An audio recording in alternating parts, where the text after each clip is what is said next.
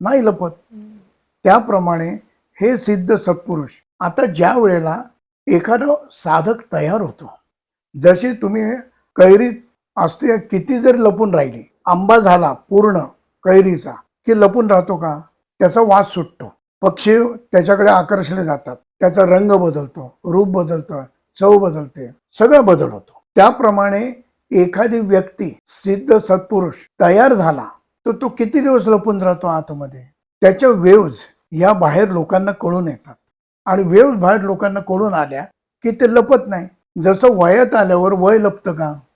तयार झाले की किती जरी त्यांनी लपायचा प्रयत्न केला तरी ते लपवू शकत नाही. म्हणून त्यांनी किती नागडे राहोत, उघडे राहोत, काठ्या मारोत, दारू पिओ, नाही तर काही उद्योग करो, नाही तर कडेकपारीत जाऊन राहत, परंतु ते कुठं नाही कुठं हे ओळखू येतातच, ते लपले जातच नाही. पण तो कैरी ते आंबा हा प्रवास होणं खूप गरजेचं आहे. तो प्रत्येकाला प्रवास करावा लागतो. म्हणजे हे मानव रूपात येतात तेव्हा सुद्धा तो प्रवास त्यांना आहे, नाही असं नाही.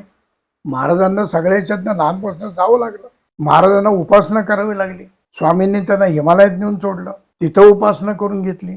उपासनाशिवाय आणि सद्गुरूशिवाय कोणीही पुढे जाऊ शकत नाही. वर्गात नुसते जाऊन बसला तुम्ही शिकू शकाल का? शिकवणारा पुढे असेल तर तो विद्यार्थी पुढे जाईल. त्याप्रमाणे ही मंडळी तयार असली तरी ज्या वेळेला मानव रूपात येतात त्यावेळेला या सगळ्या क्रिया घडवाव्या लागतात त्यांना, आणि त्याची त्यांना जाणीव असते. ते मूळ जाणीवेला सोडत नाही, ते धरलेले असतात मानव रूपात जरी वाढले असतात, त्यामुळे ते लपून राहत नाही.